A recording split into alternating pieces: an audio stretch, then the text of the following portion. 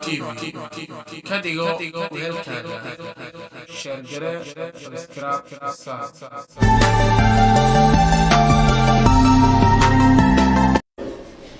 sanadka cusub sanadkan cusub ee January la sheegayo ugu horeyn Julius waqtigiisii baa loo dabaaldegay waqtiga ugu horeeya waa 45 BC ee loo dabaaldego waqtiyadii dhexe looma dabaaldegi jirin waqti dambe dib loo soo celiyay kalendarkani waa kalendar Roman ah kalendar Roman Romanisku waa wathaniyiintii hore Juliusna waa boqorkoodii waa ninka bishan July la yiraahdo isku magacaabay boqorkii isaga ka dambeeyay Augustus bisha August la yiraahdo isku magacaabay bilaha kala qaybo ka midina waa ilaahiye magacyadood March waa ilaah dagaalka ilaahul harb bay March yiraahdaan waa ilaahiye magacyadood qaybaha dambana waa tiro September October November December Sep waa bishii toddobaad Oct waa bishii sideedaad Nov waa bishii sagaalaad Des waa inaga decimal waxa sheegnaa waa bishii tobnaad oo hadda maxaa 12 ka dhigay maxay soo weydaariyay boqoradan bay soo weydaariyay Julius baa 760 maalmood xagga hore kaga daray oo January February ku soo darsaday kadib Gregory Boobkii la oran jiray ayaa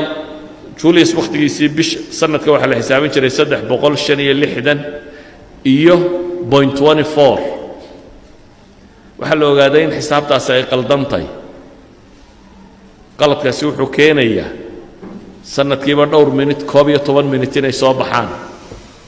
oo equinoxiska marka la xisaabiyo solar systemka inuu qaldan yahay saadaradeed ay waxay yiraahdeen hadda waxay xisaabiyaan yahay 365 iyo 0.25 1500 iyo 280 markii la marayay ayuun baaba 10 maalmood hore loo soo guuray bishu iyadoo afarun baa la yiri may saaka waa 14 October khamiis oo bishu afar tahay jimciye ku xigay ayuma la waa khamiistani waxa weeyaan waa khamiistii 14aad bay ahayd maalinta ku xigtaana 15 bay noqonaysaa ingiriiska diiday 200 sanadood in ku dhadhow buu diidanaa ingiriisku 1752 meelahaasi ayuu isna iska aqbalay marka isaga waqtigiiba uu ku sii kordhayo 12 maalmood buu isagu guuray meelahaasi على كل حال waxa ay gaala walaaqday hore iyo dib u guurtay sanamadeedii waxeeda u baxsatay maxaa dawladda dabaaldegaysa adiga kaaga xidhan maxaa ciid ka dhigay haba yaraatee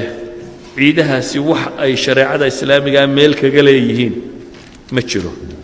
su'aasha isweydiinta le markaa waxay tahay waxaan oo dhan fikradda ka dambaysa إلهي وحو قرآن كي نقول يا اليوم أكملت لكم دينكم وأتممت عليكم نعمتي ورضيت لكم الإسلام دينا والدين توردين لما يستربا إلهينا لي مسلمين تدبت نقبصتي وحويان multicultural society markay la noolaadeen bulsho